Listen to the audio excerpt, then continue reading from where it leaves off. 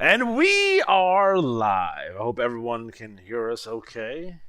Hopefully, there's no technical difficulties on this episode of the IWAR Network Tubecast. I'm your host, Alex G. And with me this evening, we have a whole cast of characters, the peanut gallery, so to speak. And we got Matt Riley here. No one likes him. We got Scott, we got Aaron, we got Jeff, and we have Luke. What's going on tonight, gentlemen? There it is. There it is. You guys are so. And we all have no pants on. Well, that's true. Shorts I can't go pantless during the day because I may block out the sun. So there's that. Oh, yes. The evenings are Alex's time. IWAR after dark. Oh boy. So guys, who's in the chat right now? We have Leon and the Shield currently in the chat. Hello, gentlemen or ladies. I'm not sure. I'm not going to be one.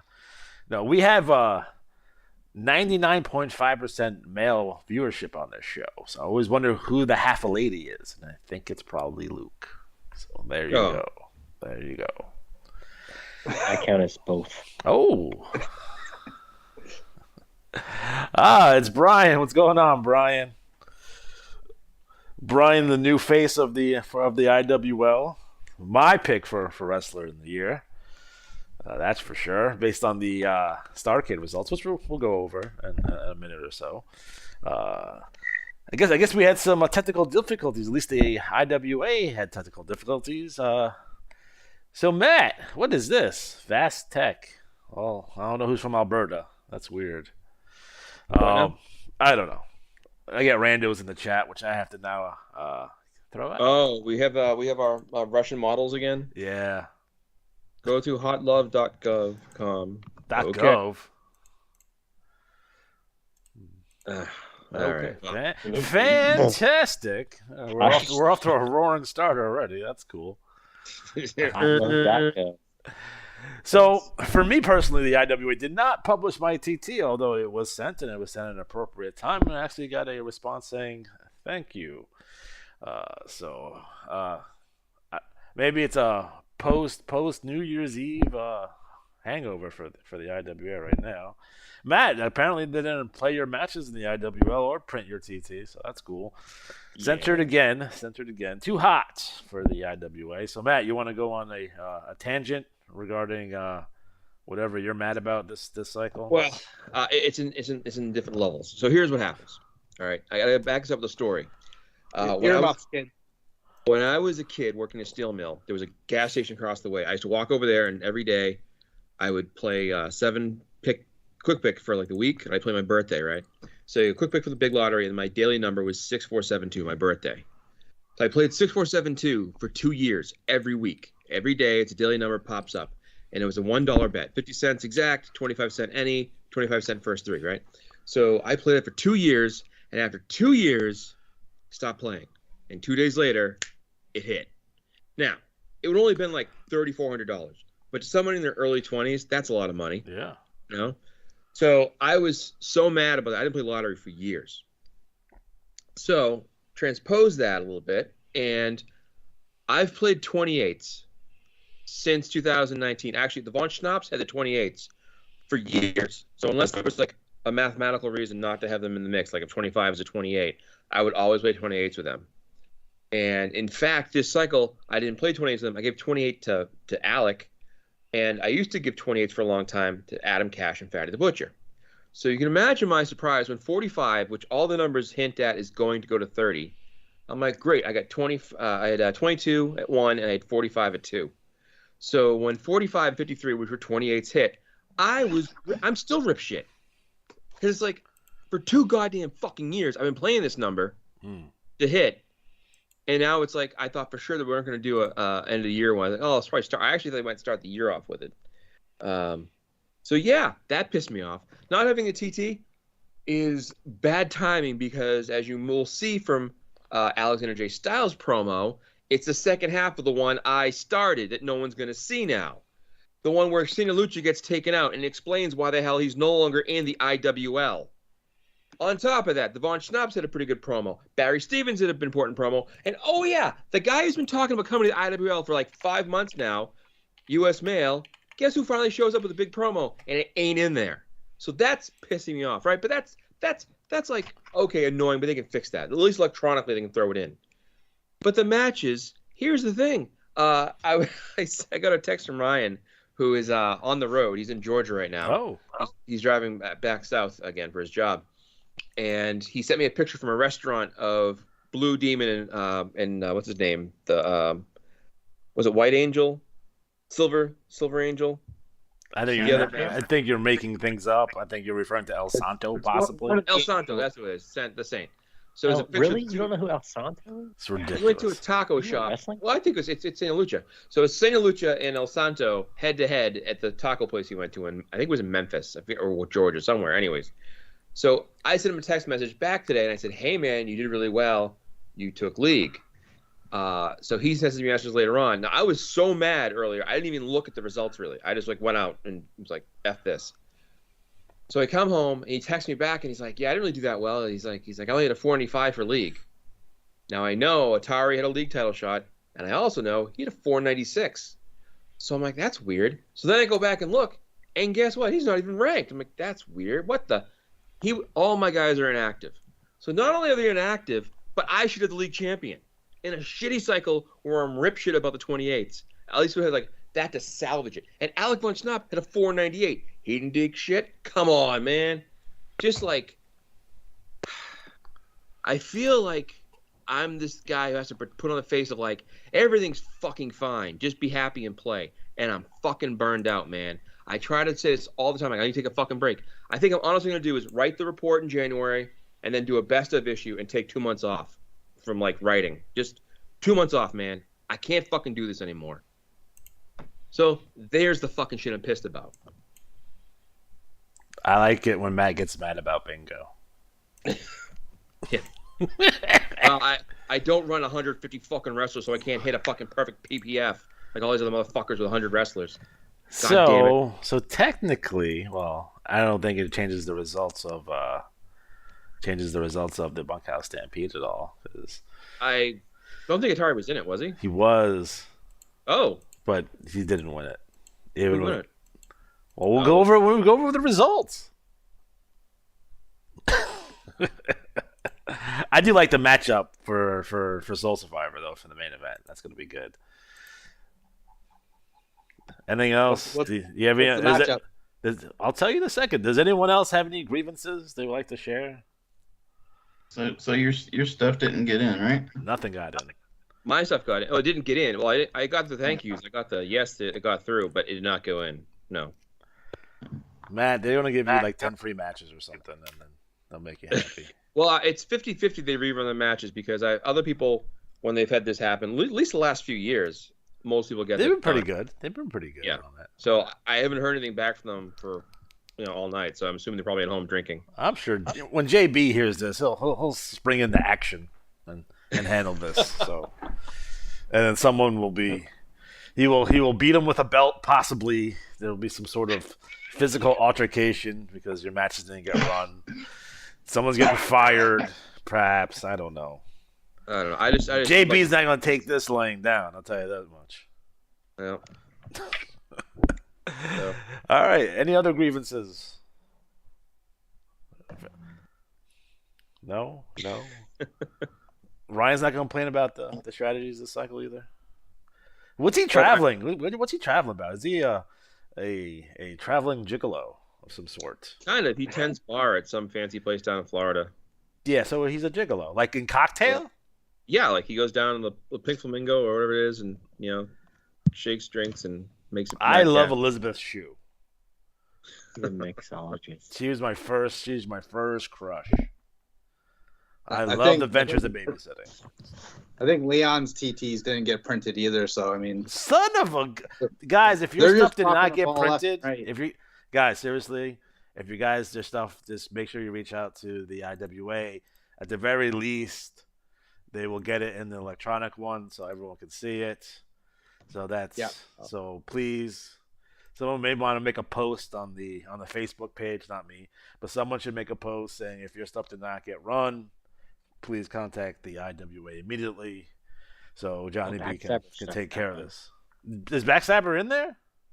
Oh yeah. I haven't read the TT yet. He's the Backstabber prophecy now. So I wonder if it was just that's for a different show. I wonder if it was just an IWL thing, because it was Alex's and Matt's, and I haven't heard of any other grievances, except for maybe the GWL, but that's a little bit out of my comfort zone. Wonderful. Speaking of the we're going to start off with the IWL on this Tubecast. It's going to be Independent Wrestling League number 150. A league champion, possibly. Presumably Atari. It may be Shotgun James Carnage, or it may be Ali Atari. That's to be determined, I guess. Ryan's going to be very mad. Television champion, Joe Boring, possibly. New York City champion, Bulk Brogan. Los Angeles champion, Alexander J. Styles. Boston champion, Monkey the Mongolia Mauler? Yeah, that's what it reads. Sounds about right. Yeah. Detroit champion, the Christian Warrior. Cleveland champion, Riley Reynolds. Dallas champion, Jean-Pierre Tremblay. Memphis champion, Chase Grace. Miami champion, Big Bad Bob Harris. Where did he come from? San Francisco champion, Guy Michael Gagon. That sounds dirty. Chicago champion, Bernard Bouchard. League tag team champions, John Wilkes and Honestly Brutal Abe. TV tag team champion, the Christian Warrior and the Chameleon.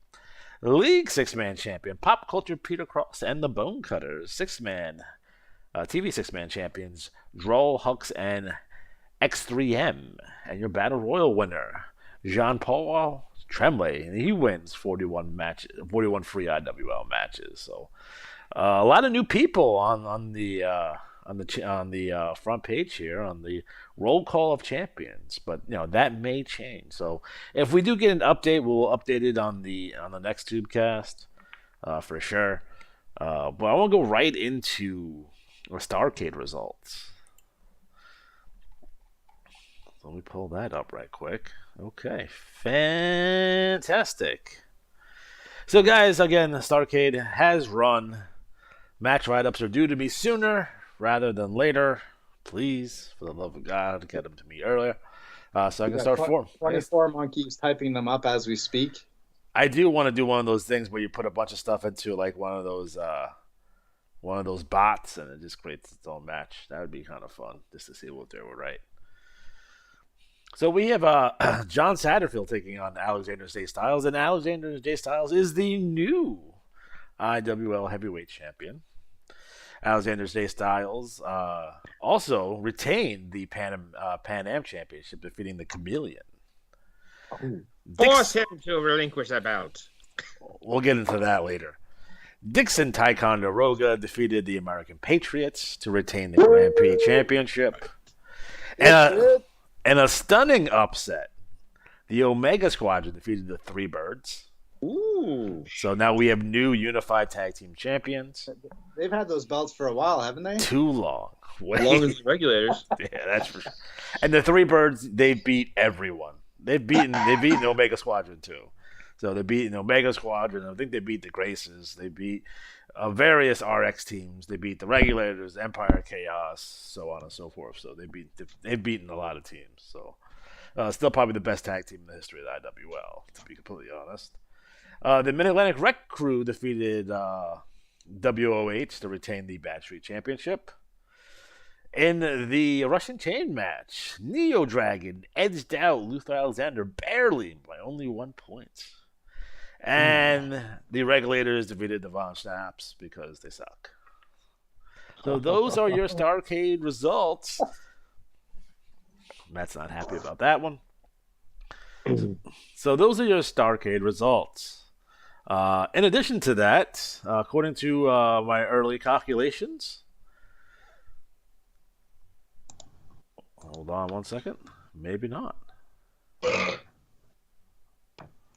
Okay. Oh. So as I'm calculating the Bunkhouse Stampede, because I thought I did, but I did not. Luke, what are your thoughts on the Starcade results? Well, it's amazing. That means Alexander J. Styles is the second Double champ, baby. IWAR double champ. So that means that he will have to probably forfeit his Pan Am title. So that's pretty amazing. It's also amazing the Omega Squadron defeated the Three Birds. That's not something anybody saw coming. So, also the fact that the Neo Dragon Luther Alexander match was as competitive as everyone thought it was going to be. So that's exciting. And then it's, the Regulators versus the Von Snaps. That's something that's been brewing for a long time. So overall, Starcade wasn't what we thought it was going to be. It was something completely different. But I think that it ended up being just as good.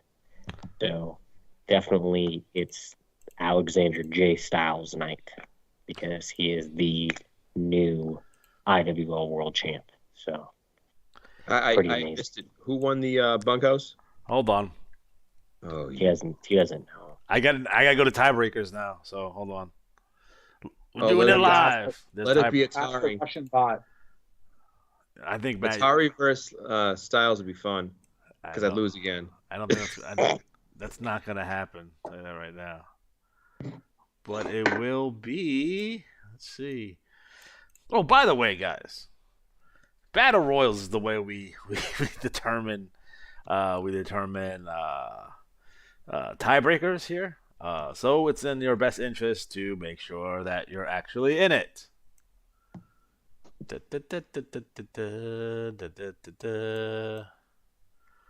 Okay. My God. Well, like that Dixon Ticonderoga was thrown out of the ring onto his manager by his manager. That's amazing.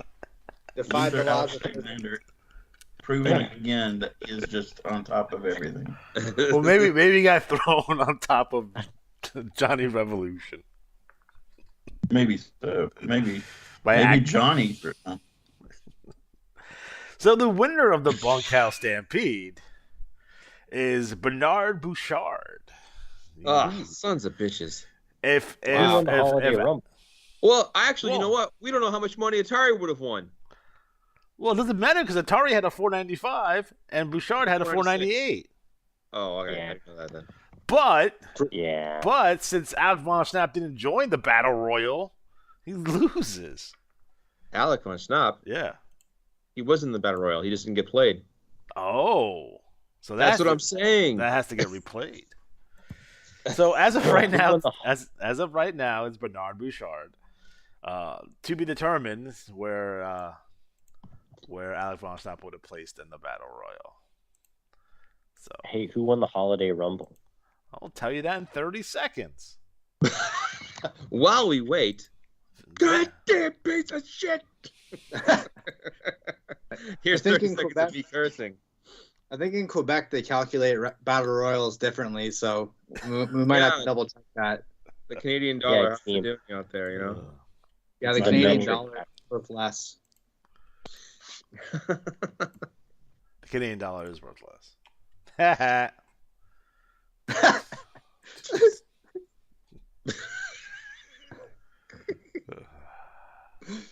Oh, he's out. He's out.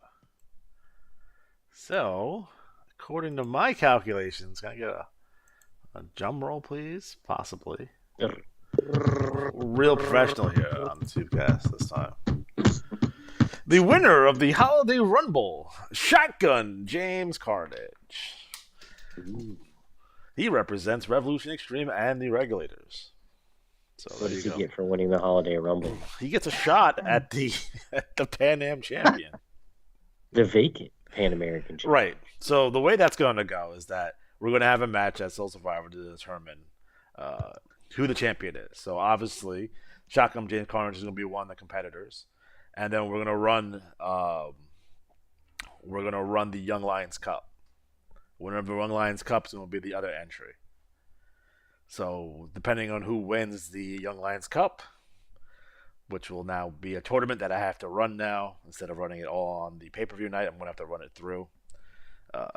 cycle by cycle. That will be the two participants. So it's Shotgun James Carnage taking on most likely Spider Williams. Nah, just kidding. It's probably going to be 3XM or X3M. I'm sorry, my dyslexia is kicking in. Or it could be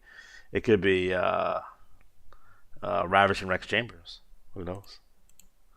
Could be anybody. Well, with the Young Lions Cup, just some of you may not know what that is. I take anyone that's usually coming in. So usually it's guys that come into the draft or new wrestlers that come in for the new year. So we usually get a lot of them, and to get them into the title scene very quickly, I throw them all in a tournament, and historically that person will challenge for a championship at some point. It would usually be the pay-per-view after Soul Survivor, but we're going to do it early this year. So we'll get a fresh face in there. So it could be one of these guys. I haven't determined who the competitors for the Young Lions Cup is since we just got the results today. But most likely Rex Chambers will be in there. Probably Rod Camino. One of the Free Quebec guys. U.S. Mail. U.S. Mail. When's the Hebrew Hammer coming over? Hebrew Hammer. He should probably be coming soon. He'll probably be in there. Riley Reynolds, possibly. So I haven't got it all figured out. John Wilkes, maybe. I don't know. We'll see. We'll see how that goes. Maybe a returning Great David. Who knows? Who knows if he would ever TT. The match depends on. Maybe Atticus Black. Who? Pencil Mask. Okay. Not Atticus. It's Anakin Black. Did he change his name? Because now I feel stupid. Let's see. Let's read the Blaze, and we'll see if that's says who that is. 2 transfers in, 2 new wrestlers, 10 removed after matches. Let's take a look at the Blaze and see if he changed his name or not. 'Cause I'm pretty sure our good friend Fahrenheit recapped his TT. Let's see. I thought I read it in here somewhere. Matt, you have an old bulletin from last cycle. Don't you have it right in front of you? No. It is Atticus Black. See? Well, he changed it to Anakin Black. It would be the year I made him add as our pin up too, as that went. So Right. Cool. Probably should let me know those things. Oh, in addition to that, we had the 4-pack challenge, and we have winners for that. We'll do it live here. Let's see. We'll do it live. Well, we have to. Darren. Welcome, Darren. Darren in the house. Oh, Did he hear the news? Did he hear the news? You missed all the free Quebec talk and the insulting of the Canadian dollar. It did. They use poutine as the dollar. Come on. At Trader Joe's used to sell poutine, and it was a super popular item, and they stopped carrying it for some reason. So they clearly hate Canadians. Let's see. 4-pack. Trader Joe's. Dark side. But how much poutine is too much poutine? You can never have enough. No, I don't Isn't know. it just French fries with like mayonnaise and shit on it? It's literally mayonnaise and shit on it. That's gross. We like to get freaky up here.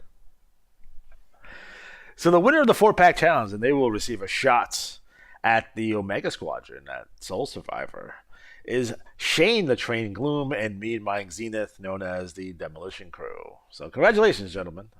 No, Tommy will be real happy about that. Atticus Black is his name on the rankings. So I don't know why it says Anakin Black. Does he not? He has no idea. Johnny B hired somebody new this week. Do you think he got his name wrong? He must have. In the rankings, it's Atticus Black. So does he not? I don't understand. It doesn't even matter. It's just really confusing. Maybe it's 2 different guys. It could be 2 different guys. Could be. They're just using the same avatar. I mean, It's but possible. the Order of Black, is that him? So Scott, I'm going to put you on the hot seat right now. Who are you picking as your challenger for the Grand Prix Championship? Oh, damn. That is. Holy crap. Should it be Barry Yeah. Stevens? Hmm? Should it be Anakin Black?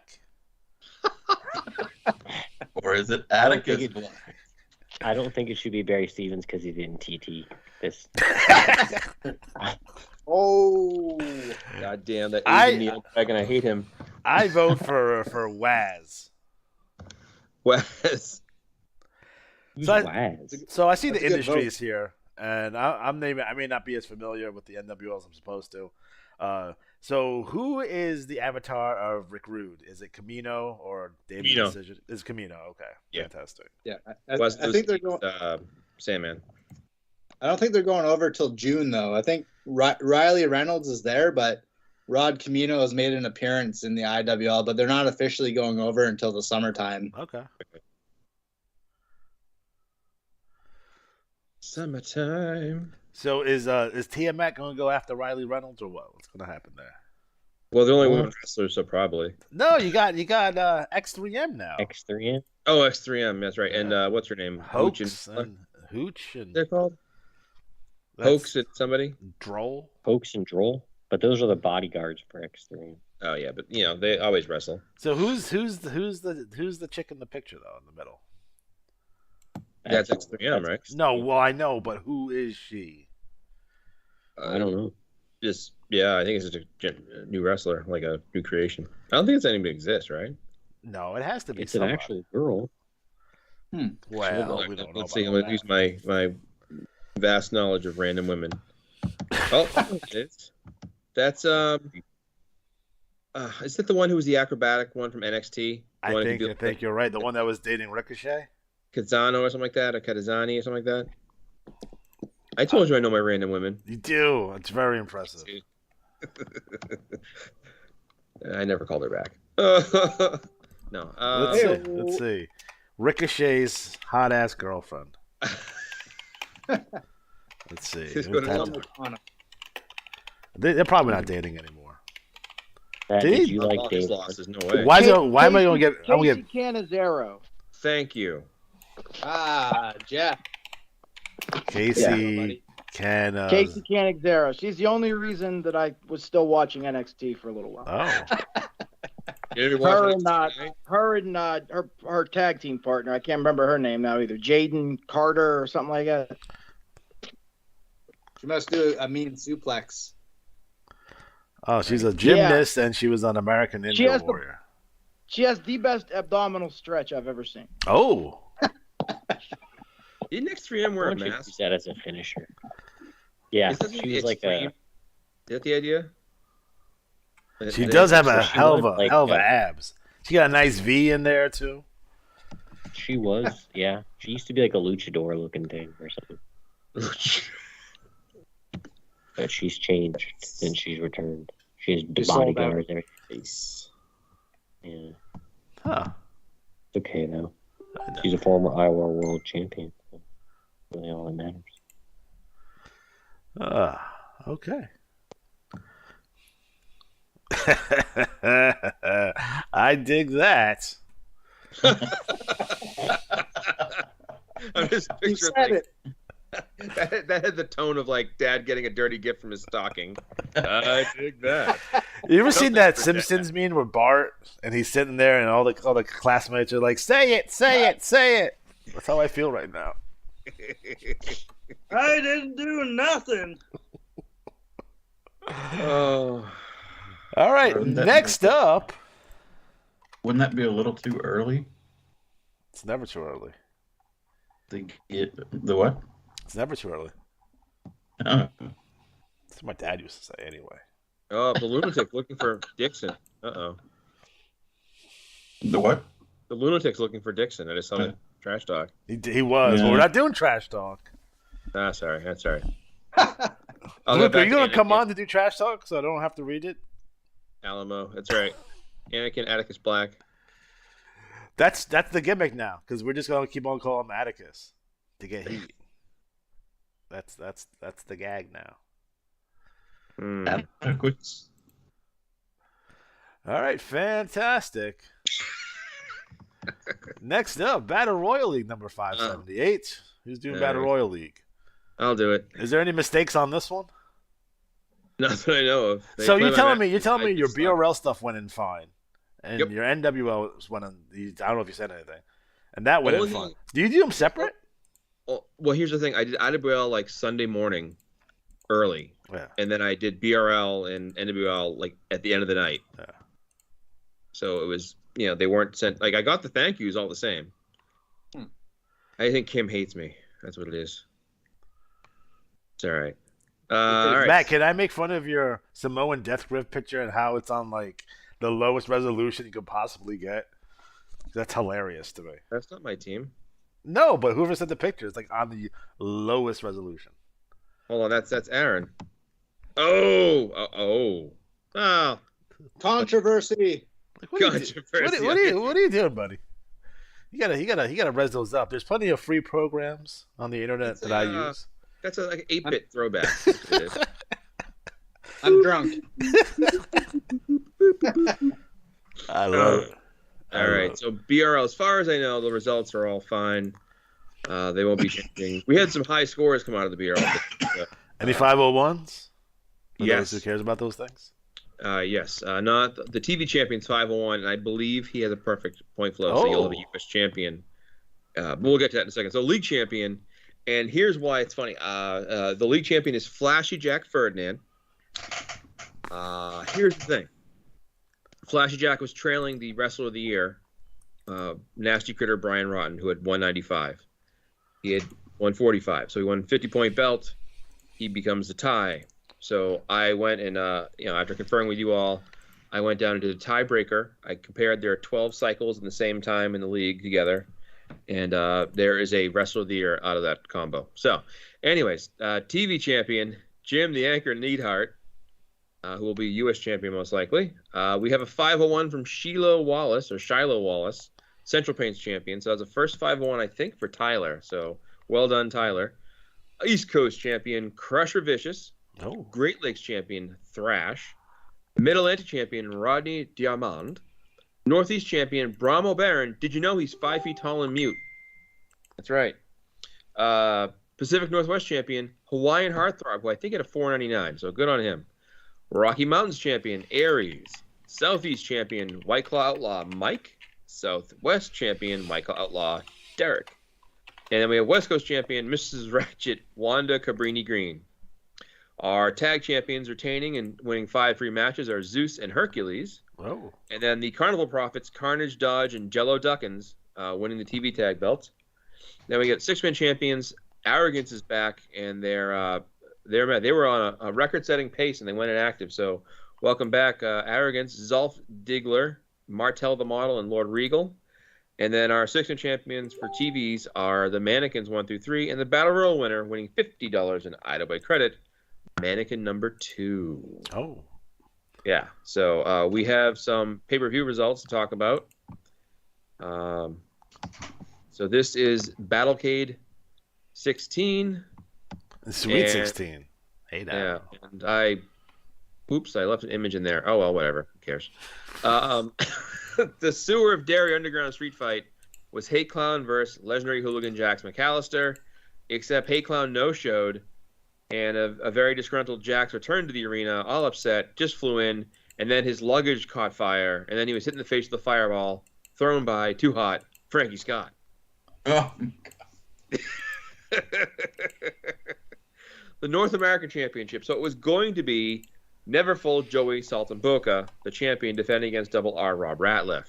But Double R had smashed him in the head with the guitar several times, and then he went so far as to walk in on Suplex as she was changing. So Dick Jackson, the new commissioner, the new GM, came in and said, you know what? You're not going to take on Joey Saltimboca. He's got a head injury. He can't compete right now. So instead, you're going to face a replacement, and the title will be on the line. So that's fair.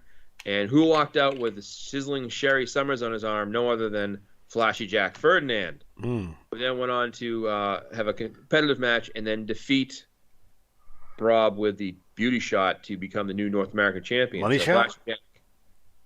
That's the old finisher. Oh. The Cruiserweight Championship since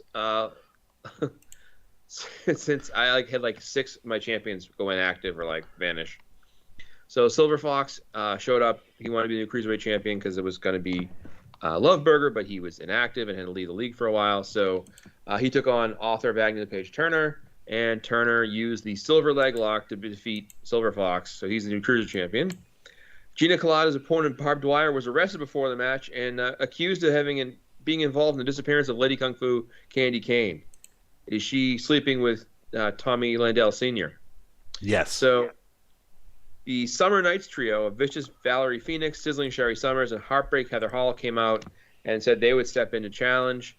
And when they instead just started insulting Gina, she spat in their face, and they all beat her up. So that wasn't good for her.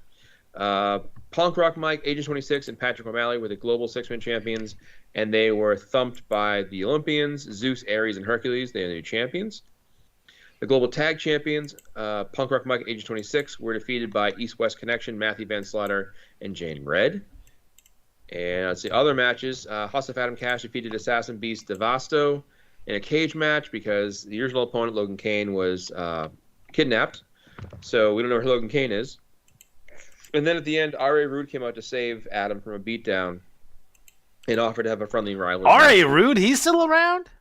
He came back, yeah. So Adam Cash was like, yo, man, you're like rusty and stuff. Just take some time. And R.A. Rude didn't like that, and he pulled the Terry Funk and just absolutely destroyed Adam Cash and, beat the hell out of him. Adam Cash is a babyface? He's been a babyface for a long time. No, that's not right. Yeah. He helped save Senior Lucha from Ghostly Shadows. I don't like that. At the wedding, remember? No. It was Senior Lucha officiated at the wedding between oh my god, Eric Endgame and Hot Pants McGurk. Anyways, last blood match, Hawaiian Heartthrob defeated Mechanico, and then Phantom Striker showed up and hit Hawaiian Heartthrob with what? Alex. Barbed wire baseball bat? You're goddamn right. And a baseball bat. What else would he do? Lee T. Gation and Paralegal defeated Seth Adams, Lee, and Wisp. That was a little grudge match. And then the 6-man grudge match of White Claw Outlaws and Jim the Anchor Neidhart defeated Monster Truck Tanaka because his tag team partners, Brahmo Baron and Roddy Diamond, did not show up. After the match, the Samoan Death Grip, Fuzzy Image and all, charged the ring and attacked the White Claws with steel chairs and beat the shit out of them. So that'll be fun to see what happens next. And then the Global Championship match, Punk Rock Mike found a way to win over Sabretooth, who just defeated Joe Boring last cycle or this cycle, I guess. Oh, anyways, the order. To become the new champion, or to retain his belt, sorry. Sabretooth not win the title. So, anyways, that's the pay-per-view results. And then I also put on here a few, the main event for the next show, which, man, I was tired when I put this together. Did you see that? Page 22. Don't worry, I don't know how that main event logo floated down, but it did. But you have the matchups there. The hell with it. I'll get into it next cycle. Let's get back to Alex and his exciting action. I like hot action. Hot action. Hot action. Dads like hot action. That's true. Don't lower the window. You're letting all the funk out. That's right. Fantastic. I dig that. What we got next? NWL. Next up, New Wave League number 177. Jeff, you can go ahead and take it away. All right, we had a pretty nice cycle here in the NWL, despite the shenanigans with the drops. A lot of new blood on the title page, and one particular new piece of new blood is on there 3 times. Oh. Our new league champion this cycle is the fabulous and yet mute Harry Hurt, who we have not heard anything from, but who has been having some pretty damn good cycles back to back here. New TV champion, the California Gunslinger of the Gun Collection. New Central Plains champion is your boy Rhett, Country Hammer, Rhett Grady. East Coast champion Cell Block Charlie with an 8-2-2 record, and a nice little asterisk next to his name on his first cycle is the East Coast champion. And remember that name, Cell Block Charlie. Great Lakes champion, Aria Gunpowder of the Gun Collection. Gun Collection having another good cycle. Mid-Atlantic champion, No Limits Nick Dane of Honor Revolt. Northeast champion, Tomax Firefly. Pacific Northwest champion, Rod Camino, who is of the industry, but apparently also now of SOS. Rocky Mountains champion, some new blood, the Zigzag Man. I keep getting a picture of Tom Zink in my head whenever I hear that. Z-Man, as I call him. Z-Man, yeah. South, yeah. He was in the Can-Am Connection and then just disappeared. Showed up. He quit. He quit. I think they hated each other. That's right, they did. That's key. They tried to replace him with Rick Martel, right? Or was it Rick Martel and Tom Zink were the Can-Am Connection? I think right? it was, yeah. It was Martel and Zank, and then he got replaced, and they Tito created Santana. with Strike Force. Yeah, that's right. Same music, same gimmick, basically, different guy. I love the theme song, though. It's my favorite wrestling theme song, Girls in Cars. Girls in Cars. I have that tape somewhere. I love Robbie Dupree. Right next to Hall & Oates and Kenny Loggins on my list. Our NWL Southeast champion, another of our NWL women, Big Money Bonnie Banks. Southwest champion, I think maybe hitting the title page for the first time, but I might have missed one. Mark Justice, Southwest champion. West Coast champion from Honor Revolt, Warpath, Wolf Keenan. Down to the tag teams. League tag team champions, Cell Block Charlie and his, I guess, stablemate, Shackles Malone, which might be my new favorite name in the NWL. I'm looking forward to seeing what TT looks like from these guys. TV tag team champions, the fabulous Harry Hurt and Rod Camino, teaming up in a very odd tag team to take home the TV titles. League six-man champions, the Dark Stranger, Frosty McFreeze, and Jay Silverblood. And the TV six-man champions, the Gun Collection, Aria Gunpowder, Shotgun Kid, and the California Gunslinger. And the Battle Royal winner, his third time on the front page this cycle, Cell Block Charlie takes home the Battle Royal. 8-2-2 record, and he's on the title page 3 times.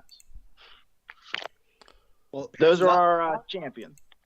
Not only that, but the newcomers on the title page, that also translated fairly nicely into the Clash of Champions card, which played out this past cycle, which I'm pretty excited about because Death Row, Cell Block Charlie, and Shackles Malone have also taken home the NWL Young Lions Championship as a result of that card. Tag team championships, right? That's right, the Young Lions Tag Team Champions. So those guys just they came in and they went to town this cycle, it seems like. And it's really great to see because I think they're fairly new on the scene, and with in the NWL, we've got a bit of an exodus happening. We've had Gene Co. They're over in BRL, making a name for themselves now. We're going to have the Syndicate going over as well, and then I think we're going to have Whoop Ass Inc. going over. So it's good to have some new faces on the title page, and then that seems to translate into the Clash of Champions card, which is kind of decked out in some of the who I think are going to be the standout talent in 2022. So besides Shackles Malone, Jeff, is there anyone on the title page that stands out to you along with Shackles Malone and Cell Block Charlie? Yeah, I mean Zigzag Man. I think Mark Justice is going to be a real player in 2022. I believe the Gun Collection's around for a while longer still, and they're always on the title page.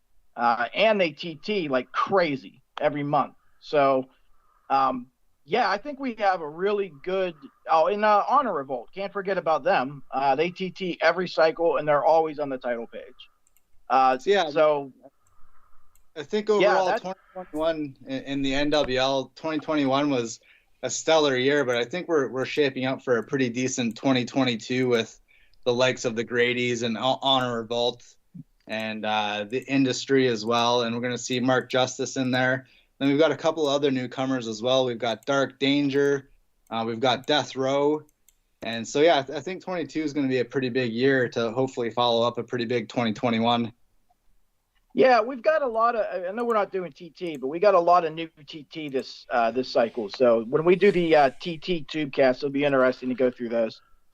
Yeah, totally. So yeah, and we also had the Clash of Champions 21 card, where all of the champions in the NWL kind of jump into the mix and defend their titles. And yeah, we had a couple of upsets on that as well. It was Johnny B's first cycle as commissioner of the NWL, so he shook up the card a little bit going in. But I'll give a quick rundown. Of course, these write-ups are going to appear in NWL number 178, and we'll try and get the write-ups done as quick as possible, and we'll post it up in the NWL locker room for guys to TT off of. But as a surprise match, we had a triple threat tag featuring the Ranger division, Dark Stranger and Jay Silverblood versus Tomax, Firefly, and Machine versus Death Row, Shackles Malone, and Cellblock Charlie. And we had Death Row take that number 3 contender match. They're going to go on later in the card to face off for the Young Lions Tag Team Championship. Up next, we had a hardcore title number 2 contender match. And we had Glenn Cavendish take that match, who's he's kind of a newcomer. He's been around for a couple of cycles now, but he's always chipping in with some great TT, and he's been taking home some titles along the way as well. And his avatar is the Outlaw Ron Bass. Yes. And I think his finisher is it the Gold Claw? Is that what it is? Yeah, it's Anyway. something. He's built it up into a murderous kind of finisher, and I wouldn't look up to anyone who's crossing paths with Glenn Cavendish in the next couple cycles. Up next, we had the Lioness title, which was the women's NWL title, which was introduced recently. We had Veruca Salt, the champion, versus Big Money Bonnie Banks. Both these women have been on a tear, and I think that even translated into the Lethal Lottery Ladies Night tournament as well. But in this case, we had Big Money Bonnie Banks defeating Veruca Salt for the Lioness title. So that's a pretty big upset. But it's kind of good to see some new blood taking over some of these titles for the coming cycles.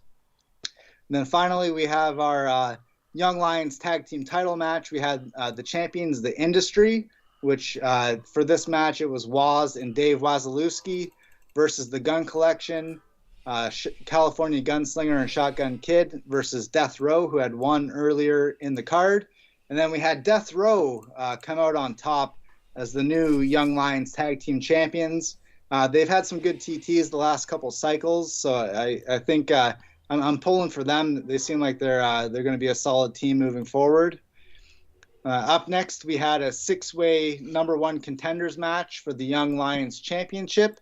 And out of that match, we had No Limits Nick Dane and Mark Justice come out tied at the end. So my thought is that we might have them face off at the next Futurescape card. And then on that same card, we'll have the Willowick Classic semifinals and finals. So we'll see who's going to face off against Rhett Grady at Clash of Champions 22. After that, we had the hardcore title match. The champion, Mick Ferrari, was facing off against Wolf Keenan, Glenn Cavendish, and Dark Danger. And we have a new hardcore champion. We have Warpath Wolf Keenan of Honor Revolt. He's going to take home that title. The hardcore title in the NWL is going through a bit of a facelift now. It's from now on, it's going to be known as the NWL X1 Championship. So it's still kind of got that hardcore element to it, and it's always going to be defended in a hardcore rules match. But it's just a bit of a facelift on the title. and Wolf Keenan's going to be the first holder of that X1 championship. And then for the main event, we've got the Young Lions championship match featuring Rhett Grady, the champion, versus Lone Star Redneck and Mike Dynasty. And in a very tight affair, we had the Country Hammer, Rhett Grady, coming out, defending his title in a grueling match. Rhett's been a solid contributor to the NWL in 2021. I think we're going to have him for most of 2022 as well, so he's kind of going to be one of those core pieces of the NWL moving forward. I think we're glad to have him as the champion because his TTs are always top notch, and he's getting up on the title page as well. So I think that's going to be he's going to be a good champion moving forward, and we're going to have to see who's going to face off against Rhett at Clash of Champions 22. And I also have the finals of the Johnny B Cup 3. In the finals, we had Samoan Death Grip versus Honor Revolt, and we had Samoan Death Grip coming out with the victory. A very slim victory, a very hard-fought battle. There's been a bit of a feud brewing between Samoan Death Grip and Honor Revolt for the last few months. Samoan Death Grip's moving on to the BRL next cycle. So they might have to pick up that feud somewhere down the road. And I think that's pretty much it for the quick rundown of Clash of Champions, and we'll try to get those write-ups done as soon as possible for you guys to TT on. Oh, I dig that. So Matt, you got any IWAR wide results you like to share? I do. Let me get them pulled here. Where is it? All right, so as always, these results are for the IWAR Championship. I forgot that we had them coming out this cycle. So let me tell you what happened. By the way, the IWAR magazine, currently on newsstands, has a great collection of all the covers of this past year, as well as a rundown of the kind of the top stories each cycle. So you can take a look at that if you want to kill time. We also have on page 5, we have the upcoming events for this year. So break it down by spring, summer, and fall. So lots of great events. Thank you to Jeff for the awesome logos. They look sweet. And a little breakdown of kind of what they are, if they're singles or tag team, if they cost something to enter or they don't. So a lot of excitement coming up for this one. And then a Magic Clash 5. So here's the rundown. So if you were paying attention last time, we had a problem where Bulk Brogan, the champion, was taking on both Alexander J. Styles and Flash Jack Ferdinand. And Bulk lost, but both Jack and Styles tied.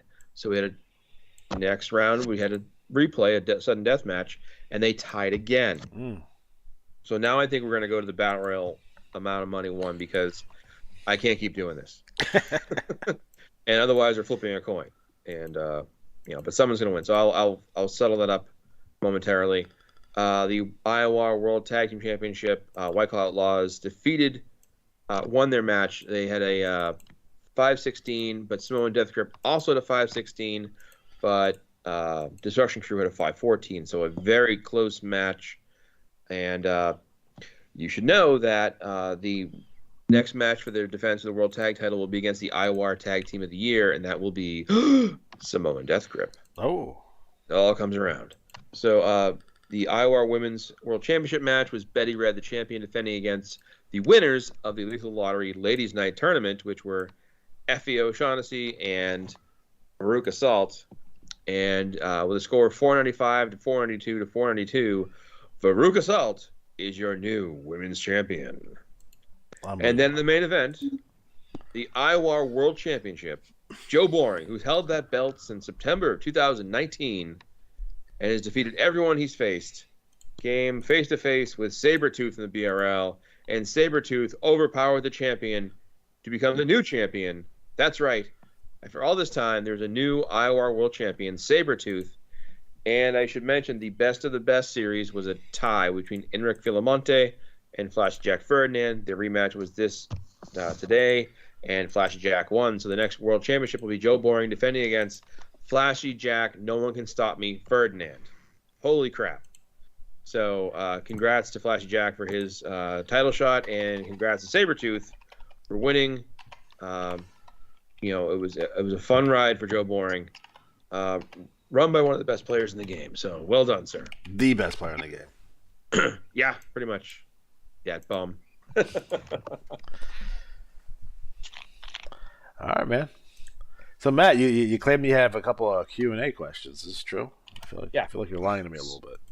No, I got an email of the day. So you had sent me that, or you posted that thing about, hey, check this out on Twitter. David, is it Blixspan? Bixenspan. Had posted that about the Adway, like, hey, this game's still around. So I sent him the link and said, hey, look at this. And then I got another email. That was the 30th. On the 1st, at 9:30 p.m., Adway sent me this. Wow, the tweet occurred the night after Alex mentioned that very thing on the Tubecast. Have we found our mole? Question. How many belts did the Adway award to the champions of the XXL? Johnny B. Unfortunately, our records only go back as far as February 1998 cycle, but we awarded more than 48 belts to the champions of the XXL and XXL2. Yes, the XXL doubled in size, but never quite reached XXXL status, which of course is illegal in Canada. Of the known recipients, one resided in Puerto Rico, one in Quebec, one in Sweden. 3 belts were mailed to 2 brothers in Germany. The XXL had a stipulation that each cycle the league champion would receive a real-life belt, but the same wrestler could not win consecutive belts. Matches were $2 each to offset the cost of the prizes, and there were no volume discounts. In April of 1998, cycle manager Louis, here we go, Podlazewski, won back-to-back belts using different wrestlers, prompting us to amend the rules that such player who won the prize would be required to transfer all the wrestlers out of the league for free and never return. Wow. 8 cycles later, we announced the formation of the XXL2, which did not have the restrictions of the original. 10 cycles after that, we had both champions square off since we were combining the leagues. In the fall of 2000 cycle, we switched the league champion prize to a check for $100. But that lasted only 5 cycles because we began awarding $1,000 to the world champion each round. Let me repeat that. We began awarding $1,000 cash to the world champion each round, which replaced all other cash prizes at the time. This was when I wasn't in the game. I remember reading about this being like, they gave $1,000. Now I said this. I understand the flooding approach because if you're playing for $1,000, that I get. So, anyways. That was that part. So, second here says, Alex would like to see a league which is processed every week. Oh, boy. And Johnny B says, in mid-2020, manager Michael Long invested a great deal of time and energy into a league which he planned to christen the OWL One Wrestling League. It would have traveled throughout the 6 federations every cycle, but there was only so little interest in the OWL, it never got off the ground. I remember when this happened. The reason or reasons for its failure to launch remain a mystery, but a league that held cards once rather than twice a week would have involved similar challenges. 3 times as many sets of holds for players, values for players to contend with. Don't base your strategy on the wrong one. 1/3 of the amount of the time to write trash talk, create graphics to enhance it, as well as complete match write-ups for the pay-per-views. 3 times the annual cost for what is otherwise an inexpensive hobby, especially for those who choose to compete in a single league. Isn't Scott already generous enough with the super chats? That's right. He notices. I noticed it. It would also essentially include managers prefer to play offline. Where's my belt? Where's your belt? Yeah. You had a clock, right? I did. Please say you still have a picture of it. I do have a picture of it. I need it. Now, that clock, was that for Champion or was that for Mr. Wrestling World? That was for the IWA World title. Okay. I'd like that. That'd be cool. Clock. Very, very functional. I can send clock shots all over the place. Check out my clock shot. I'm just saying that's the equivalent of everyone buying Amazon Echoes. You get them engraved now. So like, what happens is at my job, companies will buy like 150 of them to give away like to the people in their office as holiday presents and such. So like all of a sudden we'll get an order for like a random company, and they'll give away like Echoes to everyone. So that's the modern equivalent of that. So you want Adway Echo? Is that what you're saying? No, I do not. I have too many. Isn't that right, Alexa? I don't know that one. Let me try. Alexa, what's the IWA? Oh. Here's something I found on the web. According to Wikipedia.org, the EWA. Mine just went off. Thanks, man. Get out of my head. I know, right? So let's see here. Okay, it would also essentially exclude managers who prefer to play offline, which constitutes a surprisingly sizable portion of our community. It is. People don't realize how big that is. I say that all the time. There's so many players who like people would make a big beef about, I'm the greatest player. Everyone knows me. Nah, dude, no one knows you. Like, I'm a small little part of the world in this game. If a player wishes for a faster pace, participating in multiple leagues may prove the better solution. It reduces whole value confusion, since you can mentally associate a specific wrestler with the specific federation, and using separate characters reduces the likelihood of a writer's block. Since you alternate between two personalities, each of their own unique environments, competitors, and the ideas you come up with often lead to developments for the other. An additional benefit of being eligible for more championships should you join one hardcore league, one international league, example. Now, I was going to say, I remember when this came around, there was a big push because there was one. I remember I saved the image, and it was like One Wrestling, and it was like, "This is the end," and it said, "Is this the end of the IWAR?" And I remember like 3 weeks later, it was like, One Wrestling announces it's not going to go forward. And I was like, all I could think of was those videos, oh no, don't, oh no, don't, no. But seriously, I remember that coming out, and I remember I had an idea for that a long time ago. Like, you could just have a league that was in every single fed that like would just play and play and play. But he's right; it would be very confusing to players after time. I prefer doing once a month. The only way around that was like you would have to create. It would have to have its own set of holds. Right. I just remembered I have my UWL to send in. Whoops. You're still in that? I am. Holding strong. Well, when you suck, no one really notices you, so it's like, sweet. Like, seriously, there are guys in there with like 400, 500 wins or whatever it is. And then there's me like chipping away, like just trying to build my record up. Don't mind me. And then Seth Adams Lee's in there cutting promos. It's so insane. It's like, I'm going to cut a promo in a league no one cares about. Oh. All right. So that was the question about the weekly league. So one wrestling league would have been the option. Okay. I would say this. On a final thing, that I think the one wrestling league could work if you made it one wrestler per player, and it was like they had 5 matches. Kept it like bare bones. You know, like you got 5 matches, make no tag, like make it like the what's that league? Yellow Jacket League, the league with no 6-man or tag champs. Like make it simple. Do 5 holds. We each pick 2 holds. Every match is a tie. Every match will end on a snap mirror. I use hold 91. All right. So the final question here is from Scott. What are the IWA's thoughts on other games and how often they've outlasted them, such as FWA and League based on video games? So, Johnny B. My father pioneered the concept of play-by-mail wrestling, so he tended to take copycat outfits as a personal affront, particularly when they would unashamedly clone the play system he had developed. One imitator literally downloaded our handbooks, used our word processors, find and replace feature to change IWA into their organization's initials, and called it a day. I think that was the CWF. I was one of the players who was in what's called Computerized Wrestling Federation. And one of the ways I first caught Johnny's eye was I did a promo as Rick Riley cutting apart the CWF because I had been there for like 4 months. I had a really good fun feud with this kid, Matt Creamer, who ran Matthew X. He did I got him into Adway. He was awesome. He was an awesome writer. I would get him in the game again in a heartbeat. He was so good. I cut a promo in the GML, and I was saying how bad the CWF was. It was run by 2 14-year-olds from like Albuquerque, and And when I talked to him later on one time, he mentioned that, like, he noticed that. I was like, nice.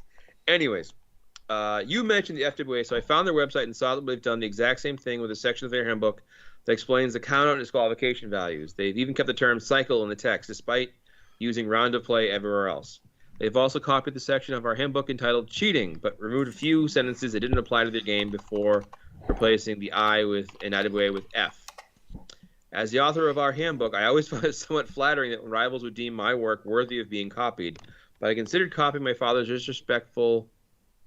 I consider copying my father's work disrespectful to his memory. Imitators forced us to shutter the entertaining chat room on our website because they continually exploited the market their clones.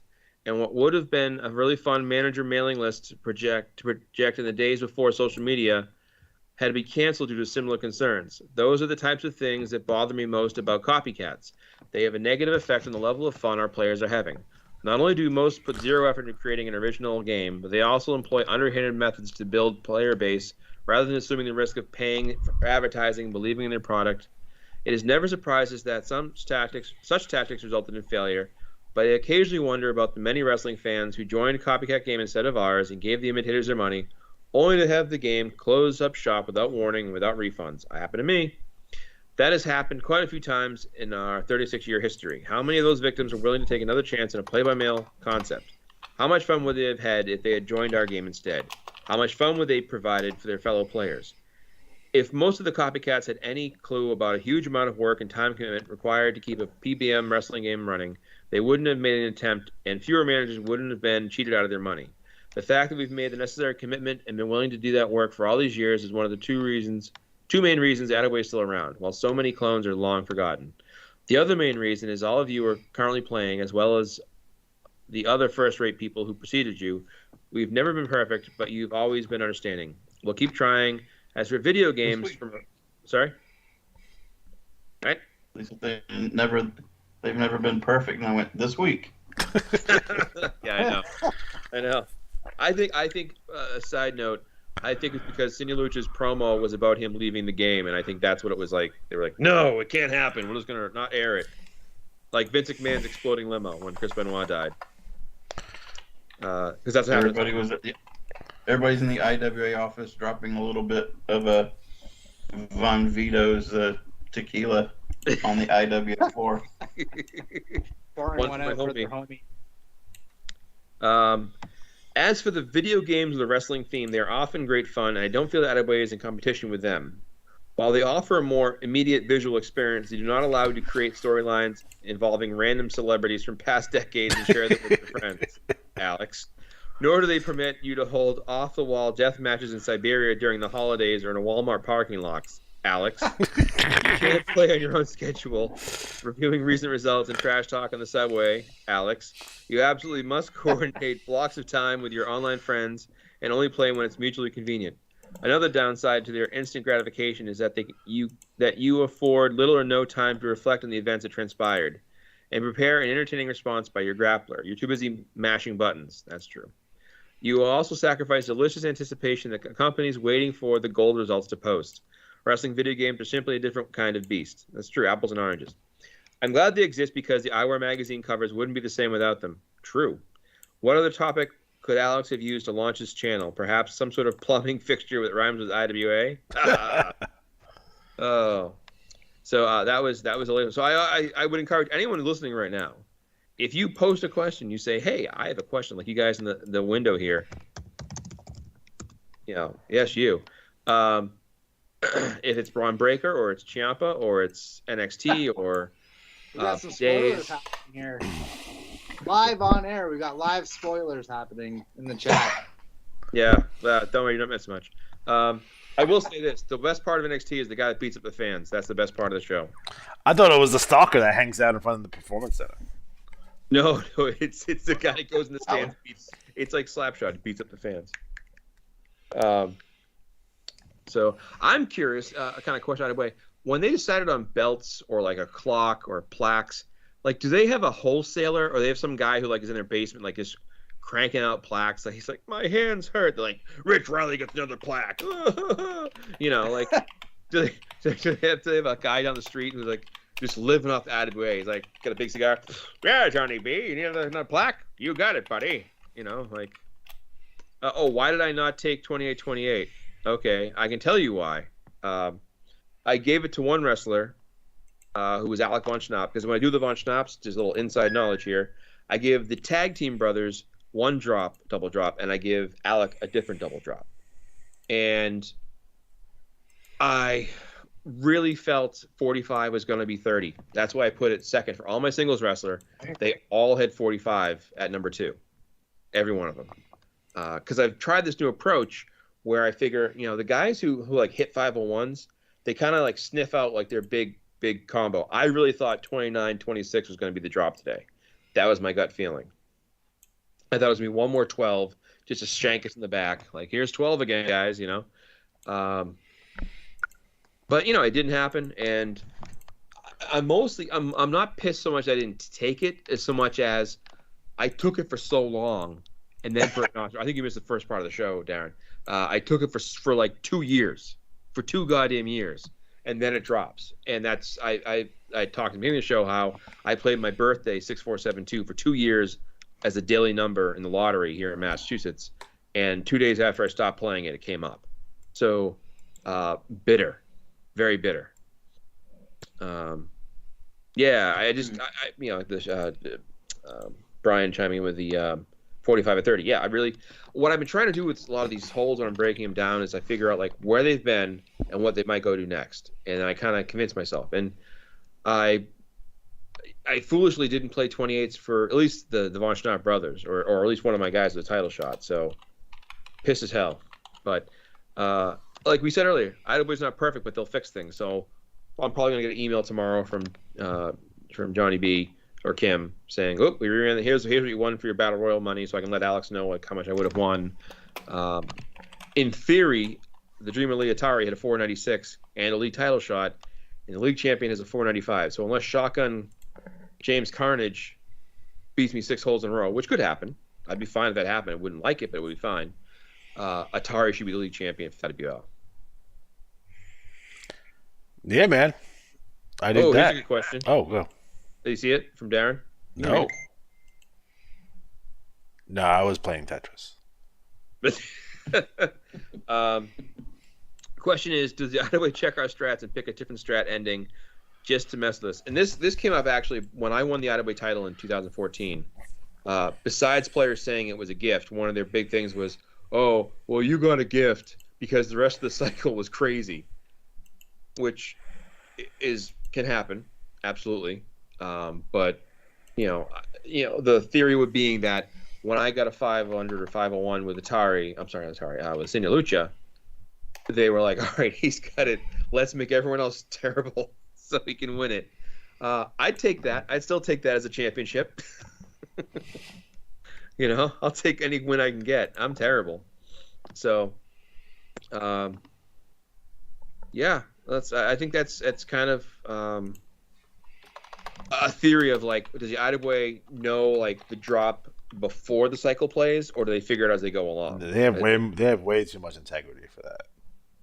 Yeah, and I think that's a big part of the game. I think if we knew, let's say, sake of argument, that you know Scott has a 501 with Dixon, right, and he wins league title, and he's at a 501, but yeah, picking Dixon, I like to see that. So Dixon's at a 501, and let's say his back 5 or 45, you know, whatever, right, perfect.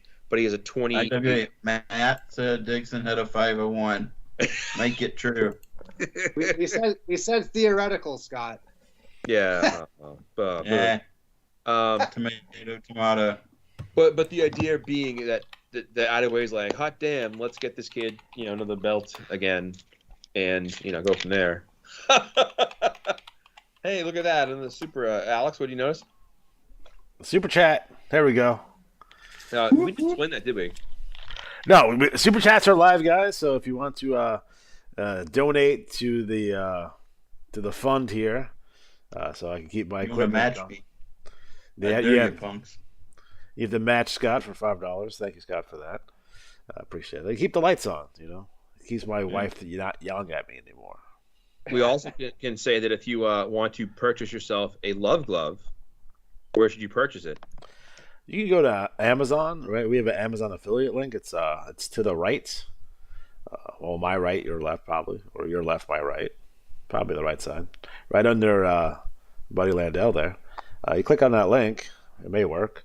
If not, it will be in the description of this video. Or use that link to purchase all your Amazon needs. Now, you won't spend any extra money. Just when you make your normal purchases and such on Amazon, they will give us a percentage of that. So you don't spend anything extra, but we get a little taste. A couple shekels, perhaps some couple rubles, some Canadian type money, some sort. Just so you know, if you type in love glove into your Amazon, you'll get a wonderful Aquarius CC sex massage gloves. Man, I love when they're from other countries. Male flirting massage tool rib teasing waterproof hand gloves. There it is. I'm gonna go out. I will say this. If the TT got in there, which I think it did in the BRL, you'll notice that Monster Truck Tanaka does in fact use the love glove as his finisher. Yes. Love glove lock. Hey, listen. It's 2022, guys. You gotta be all about your sexual wellness.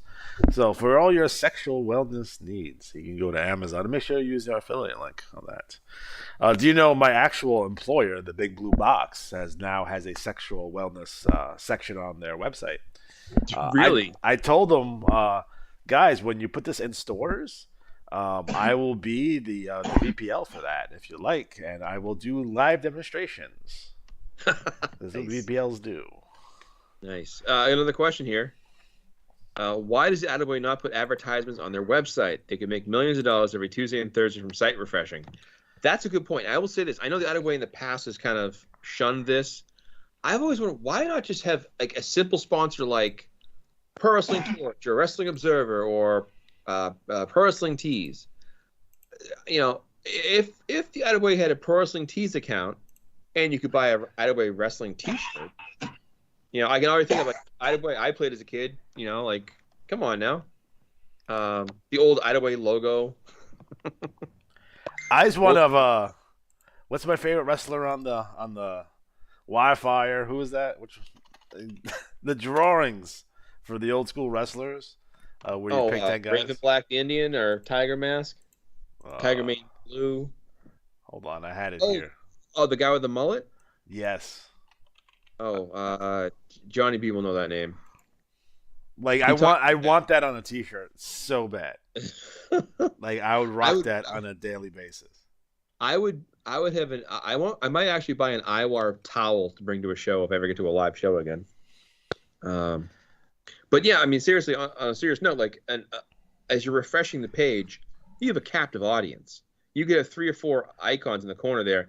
And I don't think it would look ridiculous because so many people are used to it. It's really an exceptionally rare thing now to see any website without some sort of any kind of Facebook or that kind of stuff. That's all going to be you could even just do tickets for AEW. Again, I'm always the one throwing ideas out, but I think it would be something worthwhile. And I wouldn't mind. I wouldn't be like, oh, that way is cheaping out. Maybe not the paid bulletin, but online, totally. So there you go, JB. Just on their homepage, I think that'd be good enough. Yeah, there for sure. All you need is an AdSense account, which I actually own. I do have an AdSense account. So there you go. I'm looking for my IWA old bulletin thing. Yeah. Hold on. The one that says "Take us on" it. Oh. What, the ad in the? Yeah, I'm gonna pull it up on Google. For Wrestling Illustrated. I want to get the, if they're available. I would pay money for the original drawings of that. I want Wildfire Johnny Rage on a T-shirt. I need that to happen. Here's another question: has there ever been a time? I mean, considering it's every Tuesday, Thursday, has anything ever happened like a power outage or I'm trying to think of like I know back in the day, back when like this is like 87, 88, there were times that bulletins came like every few months. There were some delays because I had like the BRL, I have the GML from like like let's say July, and the next one's like September. It's like kind of like skip some months. So has Adway ever had like a stoppage of work that caused a major delay? I know of 2 or 3 times when something happened, but I don't remember what was the occasion. So I'm probably 9/11 happened on a Tuesday. Jesus Christ! Damn. I wasn't in the game then. I don't know what happened. Again, I was out of the game from like you weren't in the game then. That's from funny. 97 to like 2010. I was in the game for like 6 months or 7 months in 2005, 2006, but that was If it. you weren't in the IWA on 9/11, what were you doing, Matt? I can't talk about it. I can't talk about Clearly, it. Luke's interrogating you for the government. That's right. We were both out of the game at that time. That's right. Oh. Yeah. Funny how So that Scott works. was there too. He was with me. You guys were Bad in the company. Boston. That's right. Bad company, no nothing. That's right. So, does anyone think that Godfather 2 is the better than Godfather 1? Yeah, it's better. Is that the only sequel that's better than the original? No, Empire Strikes Back is better than New Hope. Agreed. Rocky 3. Rocky 4. 3 Have you guys seen say- have you seen the new Rocky 4 yet? Wait a minute. Rocky 3 is better than what? Rocky 2? No way. Rocky 2 is the best Rocky movie. He freaking wins. He wins in Rocky 2. They kill Mickey in 3. Yeah, Mickey dies in 3 and Mr. T's in it, which automatically disqualifies it. I'm talking about Rocky 4. The new Spider-Man is the best. Yeah, Rocky 4 is awesome. It is. With the The new Thunder Spider-Man Lips is the best appearance. one in the That's series. Rocky Mighty 2, Ducks isn't that where Rocky learns to break dance. Does Mighty Ducks do the one when they go into like the Kid Olympics? Yeah, I think they go to the Mall of America and they're like rollerblading around. And that got me pumped as a kid. I started been- rollerblading because of Mighty Ducks for a very short time. Can we make it happen, you think? My question is, Mighty why- Ducks 2, Part 2? Now, IWA Con, like an IWAR Con. I We talked about doing that. Where are you going to hold it at? Johnny B's house. Arena. I think the first idea was when AEW or it was New Japan was coming to New York, and then something happened where it didn't. I think COVID happened, but it was a reason why it didn't happen. You have But to have just it as more far as simple. I'm going to Gen Con most likely this year, I think again. So I'll be driving through Ohio, and I'll stop there before. That's right, Willowick Arena. I'm going to Total Con. If anyone's in Massachusetts, I'm going to Total Con in February. They bumped my surgery back, so I won't be having surgery till probably early, Fancy. late spring. Yep. So, Chaz Taylor had a mullet. Yes. I think I want the original artwork. Who drew that? I would I say- believe Johnny B drew that himself. I'll say it. I feel like I heard that somewhere, but that may be false. Also, might how be- did they get into the PWI? They just bought the ad. They called Apter up. Like, hey, That's a good question. How did you guys get into the IWA, get into the PWI magazine? I remember when I was a kid, I ripped out just the ad for the IWA in the PWI magazine, like at like a TJ Maxx or something, and I felt really bad about it. I felt like I stole something. You did. You stole one kid's soul. Some kids would never never make it to the IWA. This magazine's great, but if only there was a game I could join. I guess that's the big question. Why?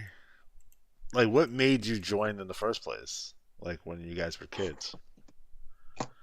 I could tell you. It was simple. I had a friend in 8th grade named Christopher Gismont, who gave me his brother's copy of Wrestling Superstars. That's what.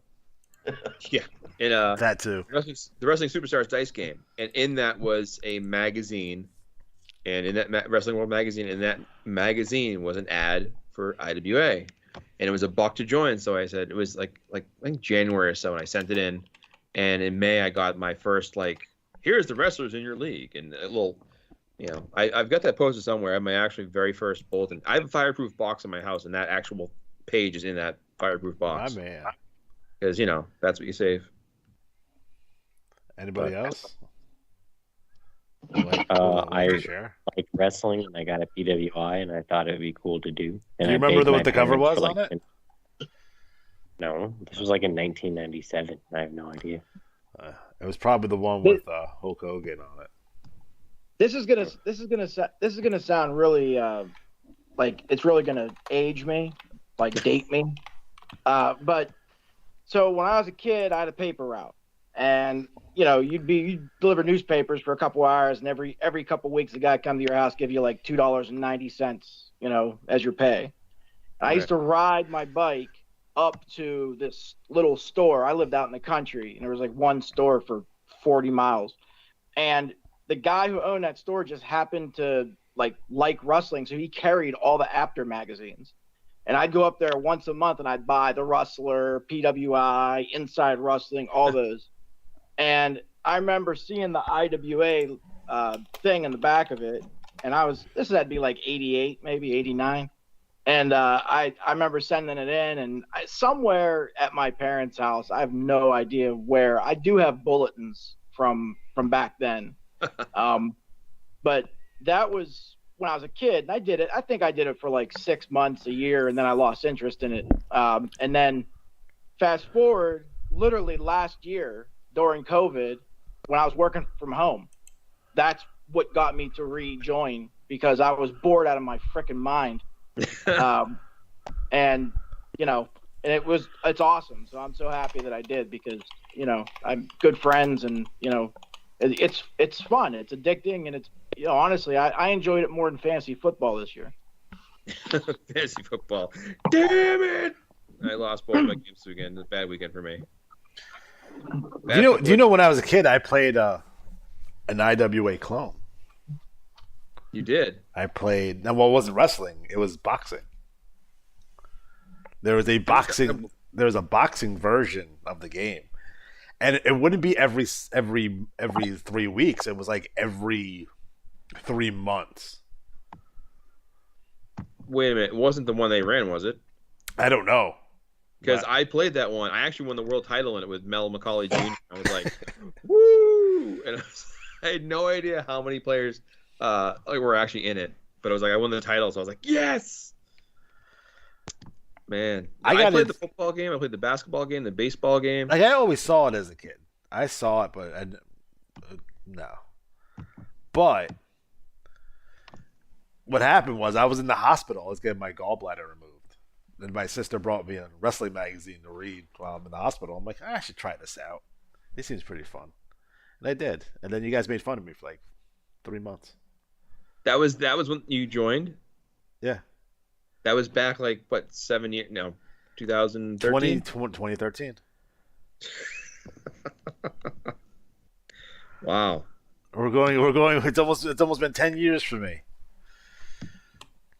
Yeah. 10 years. It's been a while. Aaron, why'd you start playing again? Yeah, same sort of thing. It was probably 97. I was probably in grade 7, and a bunch of my buds, I got into it, and I've always been a creative writing kind of guy, and writing wrestling stories, and yeah, just creating characters and stuff. And then I got into it, and then I got a bunch of my buddies into it as well, who weren't really into wrestling, but they were all pretty jazzed on it. And it was the same sort of thing. We lost interest pretty quick. And then, last year, COVID was going down. There wasn't really any sports going on. And I hadn't watched wrestling probably in 10, 15 years. And I was like, man, I need to watch some sports of some type. And then I got watching wrestling, some old wrestling, like King of the Ring 93 and SummerSlam 91 with my bro. And I was like, oh, man, wrestling's awesome. And then, yeah, I got into AEW a little bit. And then last Christmas, randomly saw Pro Wrestling Illustrated at a store. I picked it up. I was like, oh, I'll just grab it. I was grabbing my kids some magazines for Christmas as well. So I grabbed myself a wrestling one. And the first page that I opened was IWA. And I kind of remember, like, in the 2000s, I was doing some, like, E-Feds a little bit and stuff. And I feel like I, like, tried to find it again, and I couldn't find IWA. And then I kind of lost interest. But I picked up that book, and I pretty much signed up right away. And my bro was like, are you serious? Like, you're going to join this? I'm like, yeah, man, I'm all in. And yeah, it's been a total blast. Yeah, man. So it's like the stories are some of the most fascinating parts. Totally.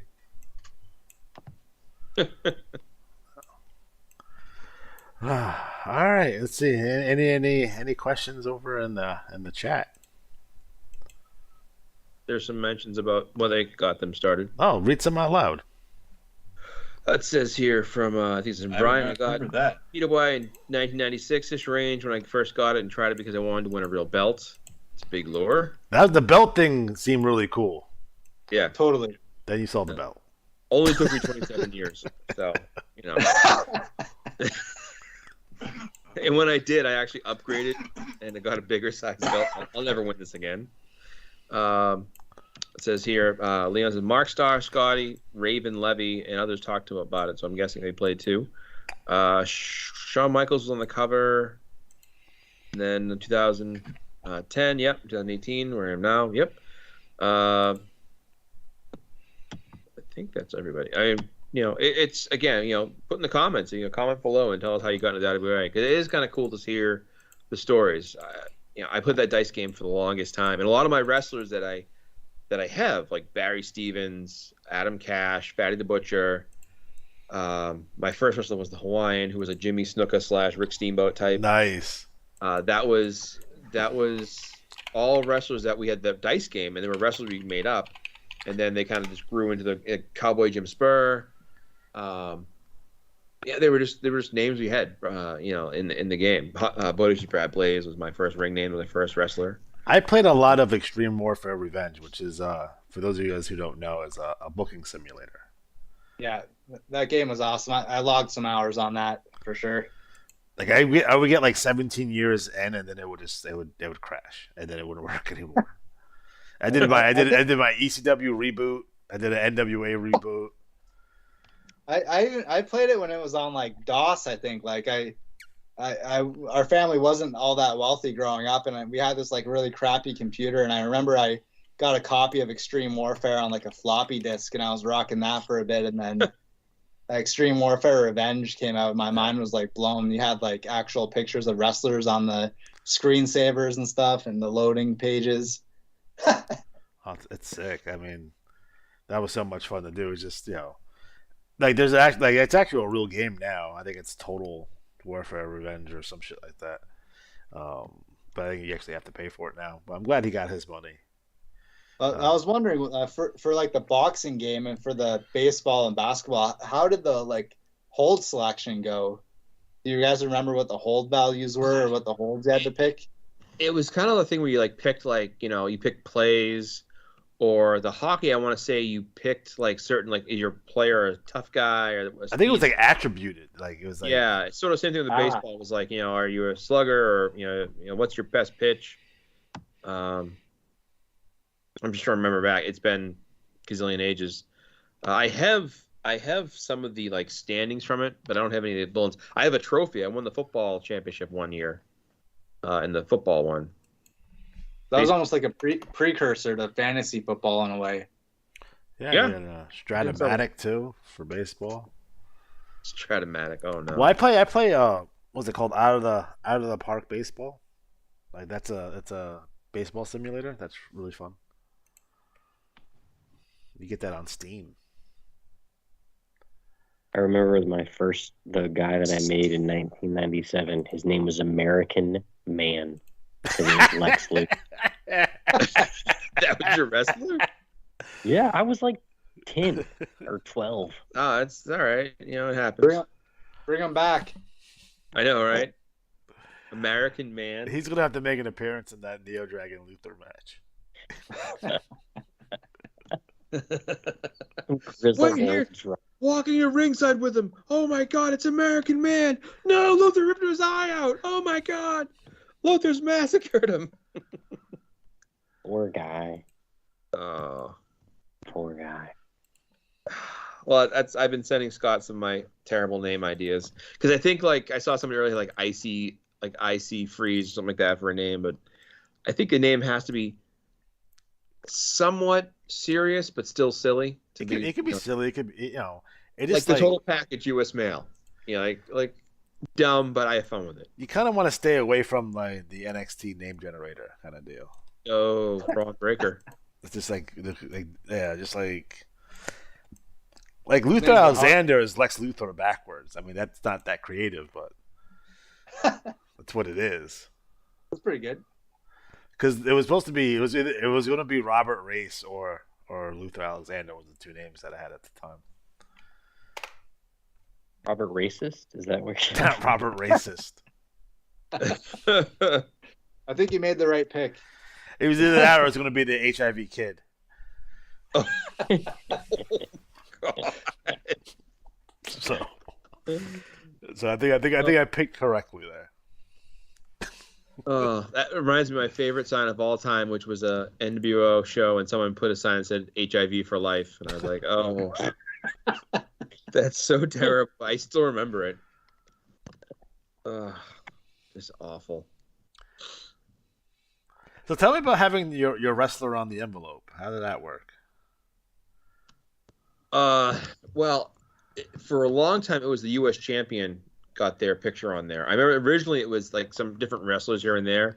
The two envelopes I've always shown off are the ones I had from way back when, which I don't remember getting the envelopes per se.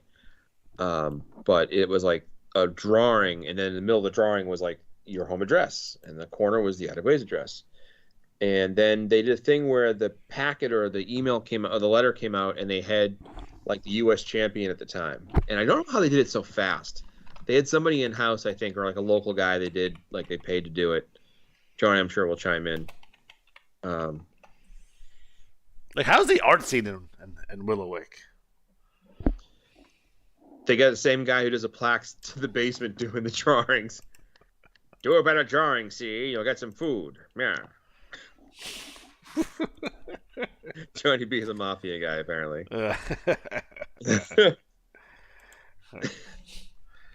We're gonna drop 32. See, 28.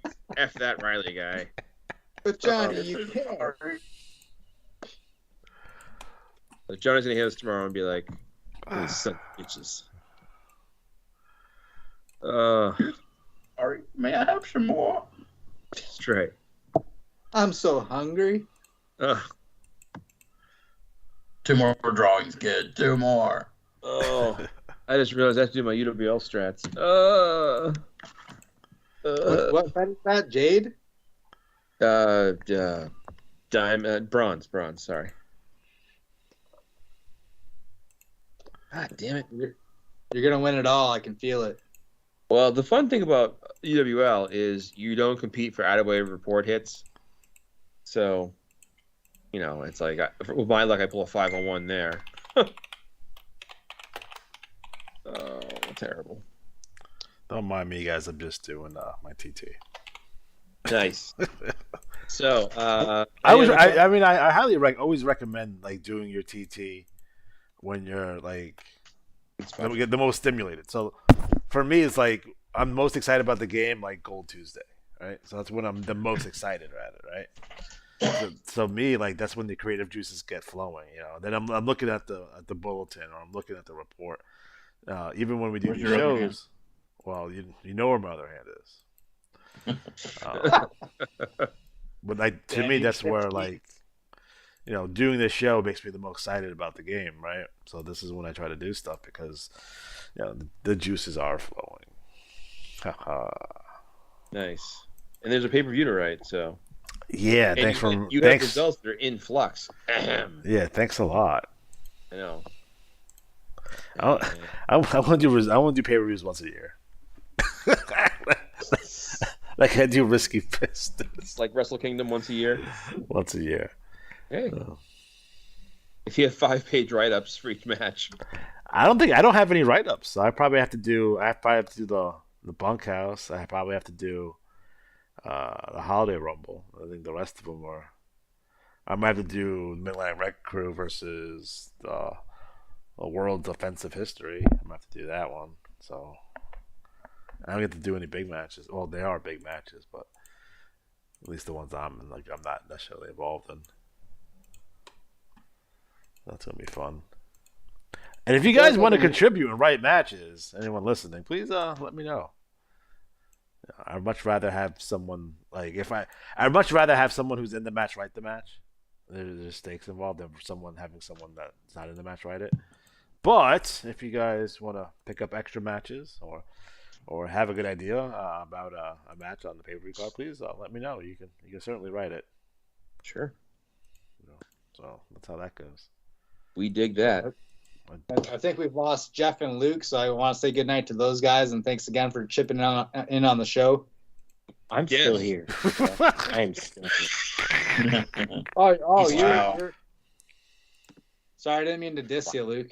He's used to it. I know you didn't get your red only M&Ms this time, so you're probably extra miffed. Yeah. 2 times in a row. I'm a writer. I overcame COVID just to get to this point. And it's been a Just to be diminished. I didn't mean to bury you, Luke. man, just shoveling me. Aaron just be like, I dig that. Just go. Looks like Luke and Aaron are gone. Just want to have one show where Alex like, I don't dig that. I don't dig that at all. No, sir. I don't dig it. Dick move, bro. All right, guys. So it looks like we are officially out of time. So for Luke, Alex G. for Alex G. Thanks for Matt for the super chat. Thanks for Scott for the super chat. The rest of you are cowards. So I'll put that out there. Die. For Aaron, Luke, and Jeff, have a good night.